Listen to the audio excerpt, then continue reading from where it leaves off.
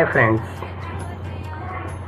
on the behalf of Mauni International School, I Chirag Patel welcomes you all for the online coaching.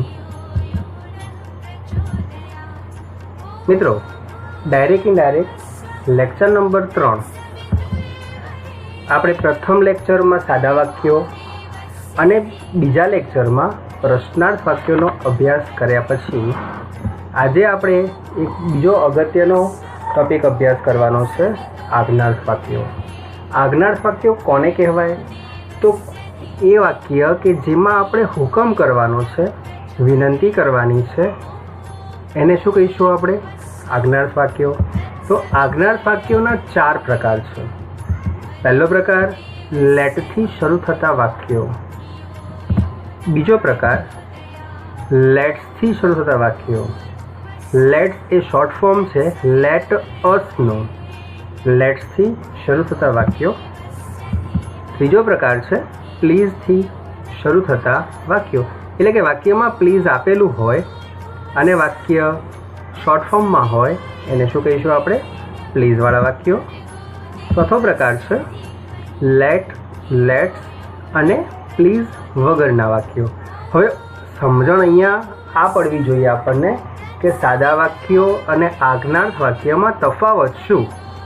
તો મિત્રો, એક વાત યાદ રાખો કે જો વાક્યની શરૂઆત કર્તાથી થઈ છે તો એ વાક્ય સાદું વાક્ય છે, અને જે વાક્યની શરૂઆત ક્રિયાપદથી થઈ છે તો એ વાક્ય આજ્ઞાર્થ વાક્ય છે. આ સમજૂતી આપણે ચોથા પ્રકાર માટે વધારે ધ્યાનમાં લેવાની છે, કારણ કે પહેલાં 3 પ્રકાર છે. એ 3 પ્રકારમાં તો શબ્દો આપેલા જ છે ઓળખવા માટે. પહેલો પ્રકાર લેટ આપેલું હશે, બીજામાં લેટ્સ આપેલું હશે, ત્રીજો પ્રકાર પ્લીઝવાળા વાક્યો છે એમાં પ્લીઝ આપેલું હશે. પણ આ જે ચોથો પ્રકાર છે એમાં આવા કોઈ શબ્દો આપેલા જ નહીં હોય. તો ઓળખવાની પદ્ધતિ કઈ? ફરીથી યાદ રાખજો. જો વાક્યની શરૂઆત કર્તાથી થઈ છે તો એ સાદા વાક્યો કહેવાય, અને જો વાક્યની શરૂઆત ક્રિયાપદથી થઈ છે તો એ વાક્યોને આપણે આજ્ઞાર્થ વાક્યો કહીશું. તો આપણે આગળ વધીએ. લેટથી શરૂ થતા વાક્યો. વાક્ય જોઈએ. ડાયરેક્ટ સ્પીચનું વાક્ય છે.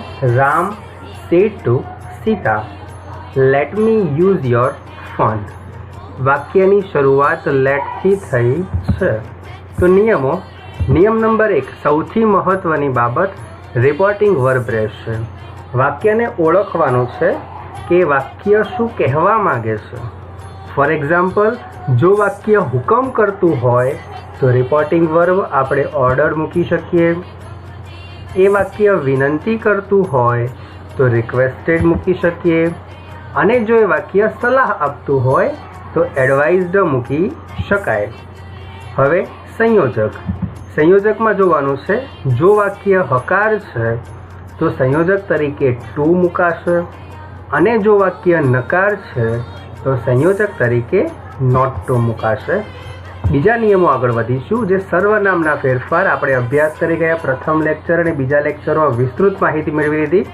અહીંયા શોર્ટ ફોર્મમાં સમજીશું કે સર્વનામના ફેરફાર એટલે પ્રથમ પુરુષના સર્વનામ હોય તો બોલનાર મુજબ ફેરફાર કરવાનો, બીજા પુરુષના સર્વનામ હોય તો સાંભળનાર મુજબ ફેરફાર કરવાનો, અને ત્રીજા પુરુષના સર્વનામ હોય તો કોઈ ફેરફાર કરવાનો નથી. આગળનો ફેરફાર કાળવાચક ફેરફાર. એ પણ આપણે વિસ્તૃત માહિતી લઈ લીધી છે એની. પછી છે નજીકતા દર્શકનું દૂરતા દર્શકમાં રૂપાંતર. મતલબ કોઈ શબ્દ આપેલો છે તો એને ફેરફાર કરવો જરૂરી છે. વાક્યમાં આપેલા અવતરણ ચિહ્નો અને અલ્પવિરામને દૂર કરવા. અને વાક્ય કેવું બને છે? તો કે વાક્ય સાદું બનશે. તો આપણે જે વાક્ય લખ્યું હતું એનો જવાબ જોઈશું આપણે. ઇનડાયરેક્ટ સ્પીચમાં તો રામ રિક્વેસ્ટેડ સીતા. વાક્ય હકાર હતું તો સંયોજકમાં શું મૂક્યું? જો ટુ મૂક્યું.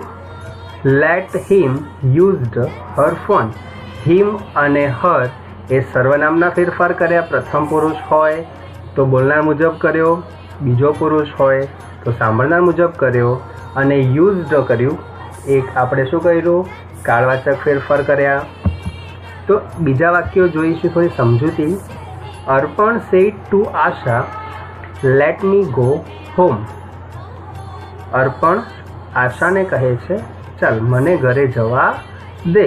તો વાક્ય શું કરે છે, તો કે વાક્ય વિનંતી કરે છે.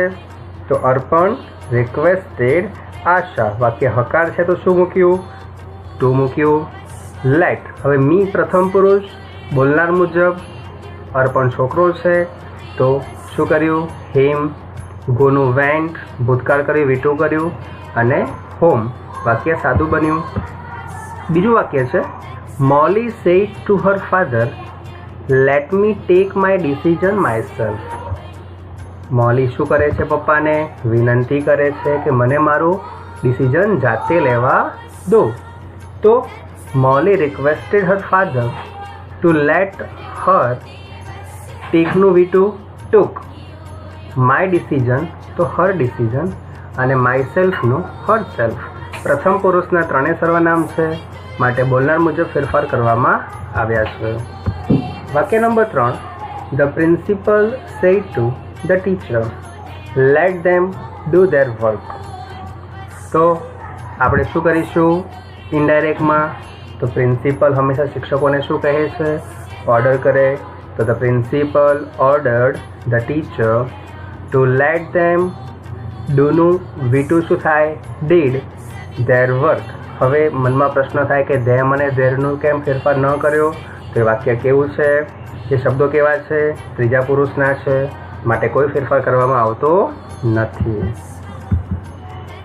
પ્રકાર નંબર 2, લેટ્સ અથવા તો લેટ અસ થી શરૂ થતા વાક્યો. ડાયરેક્ટ સ્પીચનું વાક્ય આપ્યું છે, Sita said to Ram, let's go to see a movie tonight. નિયમો. રિપોર્ટિંગ વર્બ તરીકે 2 શબ્દોમાંથી જે શબ્દ યાદ રહે તે લખી શકાય છે. કોઈ કમ્પલસરી આ શબ્દો લખવાનો કોઈ નિયમ નથી. તો સજેસ્ટેડ અથવા તો પ્રપોઝડમાંથી કોઈ પણ એક શબ્દ લખી શકાય. સંયોજક તરીકે ધેટ મૂકવાનું છે. લેટ્સ અથવા લેટસ આપ્યું હોય તો એને આપણે શું કરવાનું, દૂર કરવાનું. એની જગ્યાએ શું મૂકવાનું છે, ધે શુડ મૂકવાનું છે. પછીના સર્વનામના ફેરફાર જો આપેલા હોય તો કરવા. કાળવાચક ફેરફાર આપેલા નહીં હશે કારણ કે આપણને ધે શુડ એટલે આપણે ક્રિયાપદ તરીકે શુડ મૂકી રહીએ છીએ, ટુ બીના રૂપ તરીકે શુડ મૂકી રહીએ છીએ. ત્યારબાદ આવતું હંમેશા ક્રિયાપદનું મૂળ રૂપ આવશે. એટલા માટે લખ્યા છે, ફેરફારની જરૂર નથી.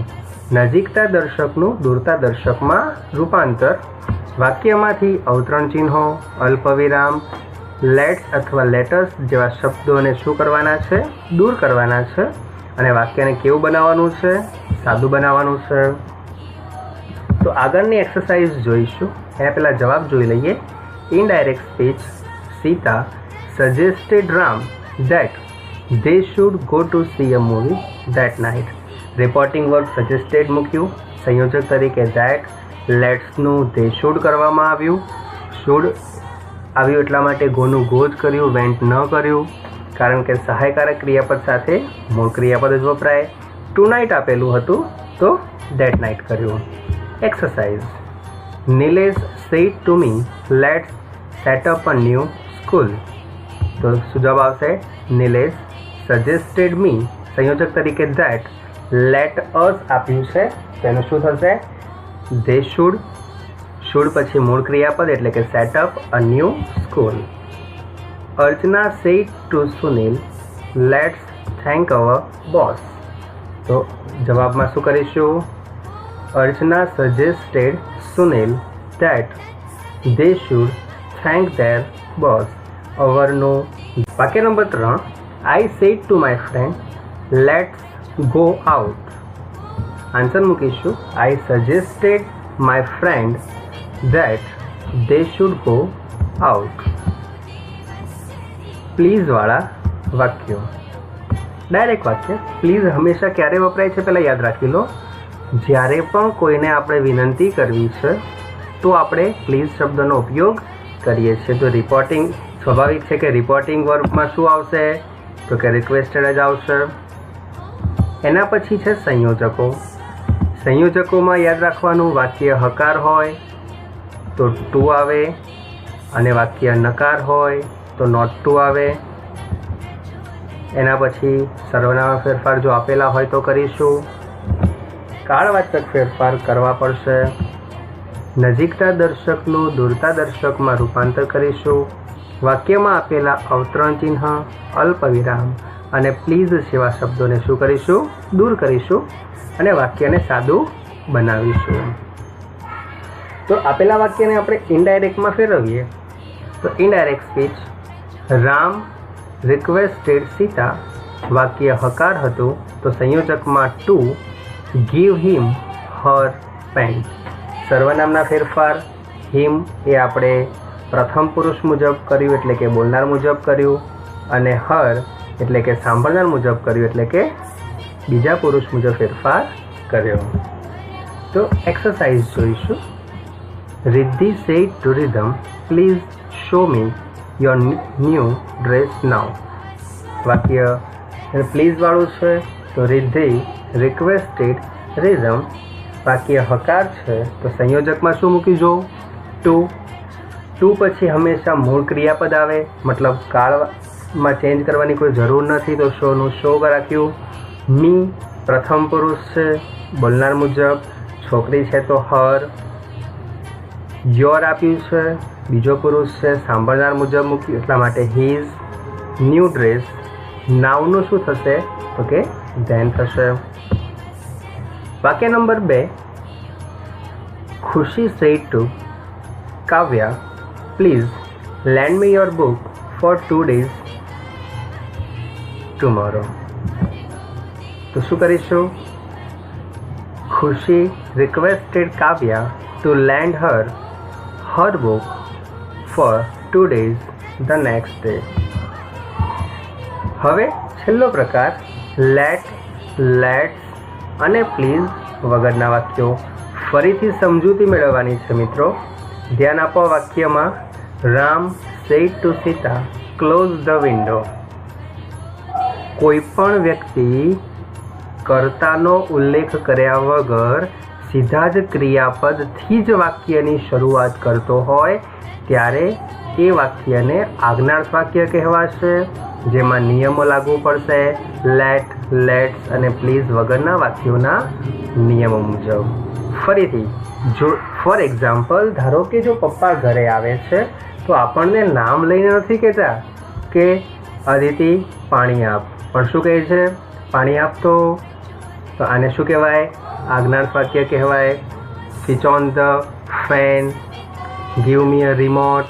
આવા વાક્યોને આપણે શું કહીશું તો કે આજ્ઞાર્થ વાક્યો કહીશું. તેના નિયમો નીચે પ્રમાણે આવશે. Reporting verb. જો વાક્ય હુકમ કરતું હોય તો ઓર્ડર્ડ, વિનંતી કરતું હોય તો રિક્વેસ્ટેડ મૂકીશું અને સલાહ આપતું હોય તો શું મૂકીશું? એડવાઇઝડ. હવે એ વાક્ય આપણને ઓળખતા આવડવું જોઈશે કે વાક્ય ખરેખર શું કહેવા માગે છે, શું અર્થ નીકળે છે. ફોર એક્ઝામ્પલ આપણે ડૉક્ટર પાસે ગયા હોય, ડૉક્ટર કહે ટેક રિસ્ક તો એ સલાહ આપી કહેવાય તો એડવાઇઝડ થાય. આપણે કોઈ વસ્તુ લેવા ગયા છીએ તો વિનંતી કરવી પડે છે તો રિક્વેસ્ટેડ કહેવાય. કોઈ બોસ છે તો પોતાના એમ્પ્લોયરને શું કરે છે? હંમેશા હુકમ કરે છે તો ઓર્ડર્ડ કહેવાય. તો એ પ્રમાણે આપણે વાક્યને ઓળખવા પડશે. સંયોજક તરીકે જો વાક્ય હકાર હોય તો ટુ અને વાક્ય નકાર હોય તો નોટ ટુ. એના પછી સર્વનામના ફેરફાર. પ્રથમ પુરુષ હોય તો બોલનાર મુજબ, બીજો પુરુષ હોય તો સાંભળનાર મુજબ, ત્રીજો પુરુષ હોય તો કોઈ ફેરફાર નથી. એ ફેરફારો કમ્પલસરી કરવાના છે. ત્યારબાદ કાળવાચક ફેરફાર. નજીકતા દર્શકનું દૂરતા દર્શકમાં રૂપાંતર. વાક્યમાંથી અવતરણ ચિહ્ન અને અલ્પવિરામને દૂર કરવા અને વાક્ય કેવું બને છે? અહીંયા સાદું બને છે. તો જે વાક્ય આપ્યું હતું એનું આપણે ઇનડાયરેક્ટ કરીએ. Ram requested Sita to close the window. બીજી એક્સરસાઇઝ વાક્યો કરીશું. વાક્ય number 1, Raj said to Riya, go away at once from my office. તો અહીંયા શું કરવામાં આવ્યું છે? વાક્યમાં હુકમ કરવામાં આવ્યો છે. તો રાજ ઓર્ડર રિયા, વાક્ય હકાર છે તો સંયોજકમાં શું મૂકવામાં આવ્યું છે? ટુ મૂકવામાં આવ્યું છે. To go away at once from my office. My પ્રથમ પુરુષ છે તો બોલનાર મુજબ રાજ મુજબ ફેરફાર કર્યો છે તો હિઝ ઓફિસ. વાક્ય number 2, Sajan said to Sanjana, give me a glass of water. જો વાક્યમાં બંને વાક્યની શરૂઆત જો ગો અવે, ગો ક્રિયાપદ, give me a glass of water, give સીધું જ ક્રિયાપદ આપ્યું છે. તો ક્રિયાપદ આપ્યું છે, ફરી યાદ રાખવાનું છે કે ક્રિયાપદ આપ્યું હોય તો વાક્ય આજ્ઞાર્થ હોય છે. Sajan requested Sanjana to give him a glass of water.